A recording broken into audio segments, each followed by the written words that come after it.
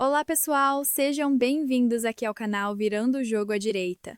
Fiquem comigo até o final do vídeo, pois nosso conteúdo de hoje está sensacional. Vamos começar com um vídeo de Paulo Figueiredo alertando sobre as próximas sanções da Lei Magnitsky, que devem chegar para o ministro Alexandre de Moraes por parte dos Estados Unidos. Vamos também ver uma fala de Eduardo Tagliaferro, mostrando que não é só Alexandre de Moraes que está por trás de todas as arbitrariedades que vêm sendo cometidas nessa ação do golpe, mas sim todo o seu entorno.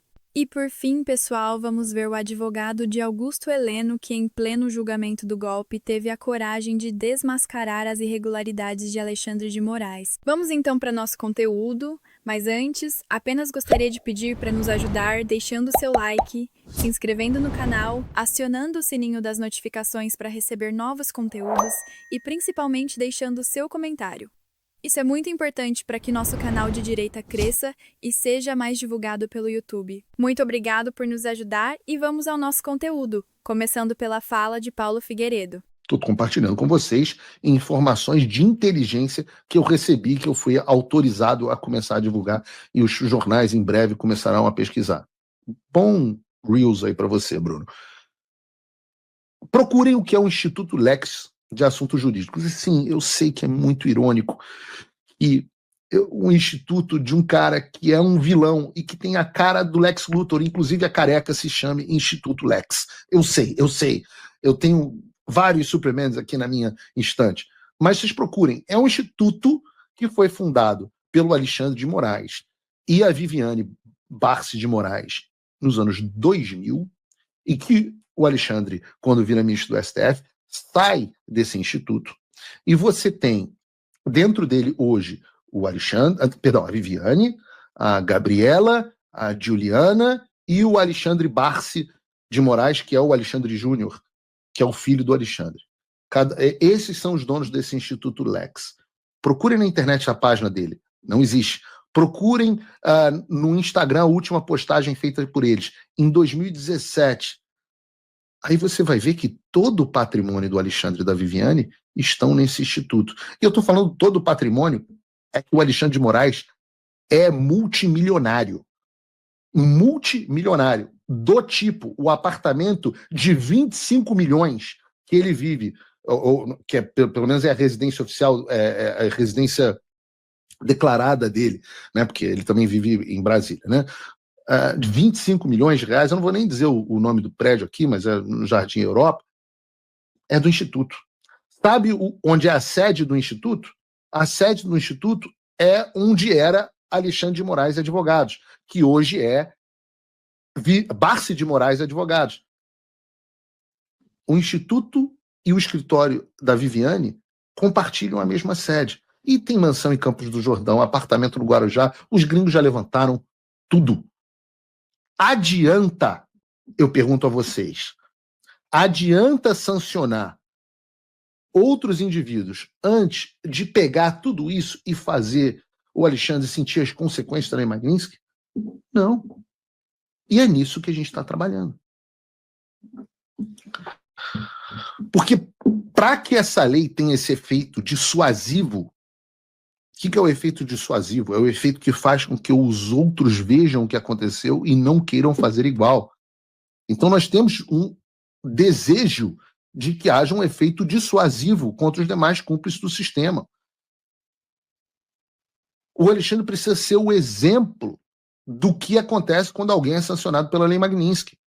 Como vocês viram no vídeo, parece que vem mais chumbo grosso pela frente para o ministro Alexandre de Moraes, para que suas sanções possam servir de exemplo para outros ministros e outras autoridades. Bem, agora vamos ver o vídeo do Eduardo Tagliaferro, antigo assessor de Alexandre de Moraes, mostrando que não era só ele que cometia irregularidades nesses julgamentos, mas sim várias pessoas do seu entorno. Vamos ao vídeo. Que existe proximidade muito grande entre todos os judiciários, né? Entre TSE, STF, STJ, CNJ, Tribunal de São Paulo, Tribunal de Justiça de São Paulo, todos eles, muitas pessoas ali grandes, pessoas que foram Procurador-Geral de Justiça de São Paulo, todos eles frequentavam o gabinete de Alexandre de Moraes. Então, existe uma grande proximidade entre essas pessoas. São nomes que só trocam de gabinete. Uma hora é juiz auxiliar do ministro tal, outra hora do ministro tal, uma hora é secretário do presidente da presidência do TSE, outra hora está no CNJ, outra hora está no STJ. Então, é uma rotatividade de pessoas já conhecidas, tá?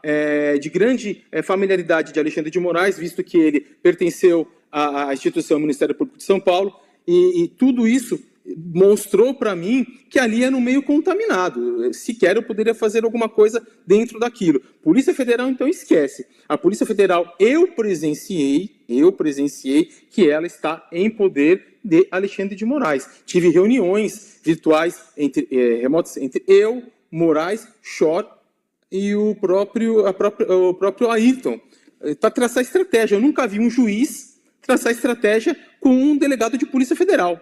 Entendeu? Então, infelizmente, não é possível, não é confiável, e a instância mais alta do país é o STF, e trazer isso para o STF também não adiantar, porque ele ia também puxar por prevenção, que agora virou moda para ele, tudo por prevenção a pet tal, prevenção a pet tal. Então não tem como. Infelizmente, o nosso judiciário brasileiro está totalmente contaminado, totalmente envolvido com Alexandre de Moraes. Óbvio que isso aqui não posso generalizar que são todas as pessoas, mas sim as pessoas que estão em altos cargos e no poder desses tribunais. Então, diante disso, eu fiz questão de levar para um local sério, um local onde eu teria um pouco mais de certeza que o material ser tratado com dignidade. Agora, pessoal, vamos ver a incrível fala do advogado de Augusto Heleno durante o julgamento do pretenso golpe. Esse advogado merece todo o nosso aplauso, pois foi muito corajoso e desmascarou as irregularidades de Alexandre de Moraes em meio ao próprio julgamento. Foi incrível. Vamos assistir. Excelências, muito se fala sobre como foi feita a disponibilização dessas provas. Como que a Polícia Federal nos apresentou? A defesa fala muito, reclama muito sobre impossibilidade. Mas vamos mostrar. Um e-mail nos foi enviado com um link de um SharePoint da Polícia Federal. Ele é desta forma. Uma pasta tal qual no Windows Explorer. E dentro dessas pastas, excelências, nós temos os arquivos, escrito laudo, número alguma coisa. Mas, doutor, qual o tamanho desses arquivos? Não há problema, nós trazemos um exemplo. 128 GB de material compactado. Todo o material constante nesses SharePoints ultrapassa a marca de 20 terabytes compactados, excelências. Descompactado pode chegar à marca de 70, 80 terabytes. Como, no curto espaço de tempo que esta defesa técnica teve, é possível de se analisar.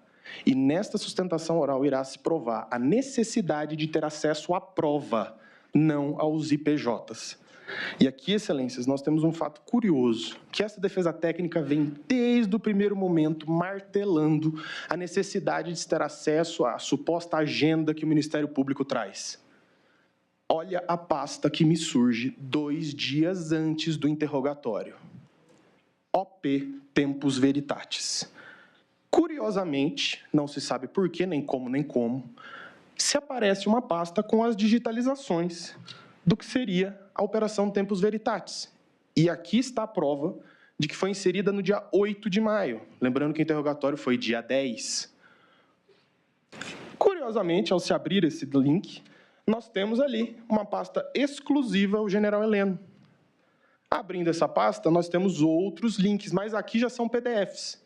E vejam o nome dos arquivos, onde nós achamos a agenda. Olha o nome do arquivo onde está essa suposta agenda. Item 6 EQ01AA75-2024. Como é possível localizar um arquivo desse, nessa montanha de documentos e nesse excesso de documentos com nomes que não se entende, não se sabe de onde vem? Com base nisso, essa defesa técnica na fase do 402 requereu nada mais que: desse modo, requer-se a Vossa Excelência seja determinada a Polícia Federal que apresente material catalogado ou minimamente com índice, que torne possível a análise desse material.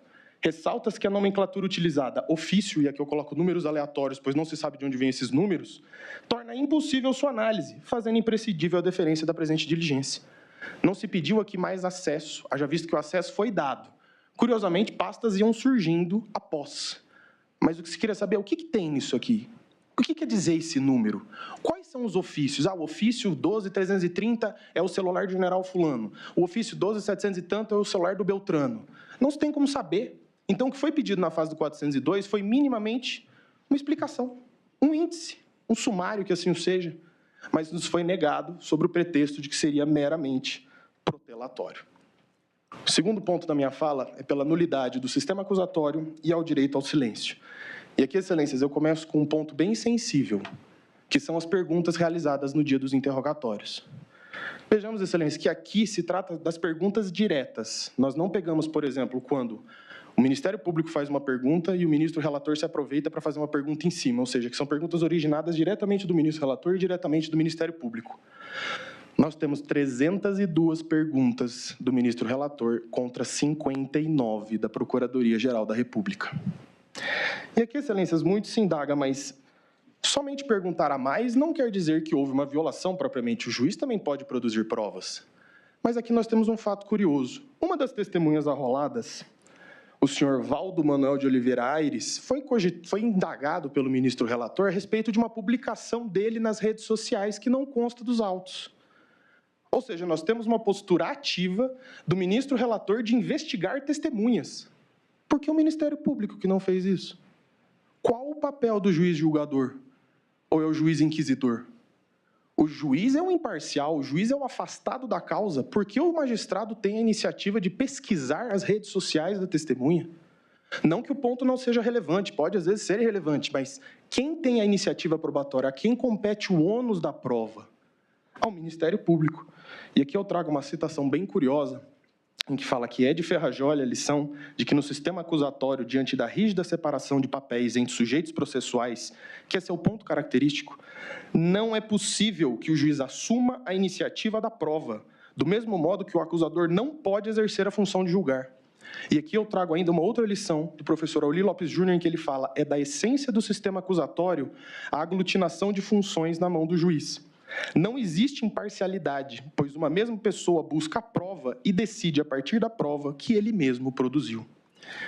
E eu trago uma citação aqui do próprio ministro Luiz Fux, na ADI 6298, onde ele traz um curioso pensamento. A legítima vedação à substituição da atuação probatória do órgão acusador significa que o juiz não pode, em hipótese alguma, tornar-se protagonista do processo. E com essa reflexão, excelências, eu venho para o último ponto dessa questão, que é a violação do artigo 5º da Constituição, inciso 53. 43, desculpa.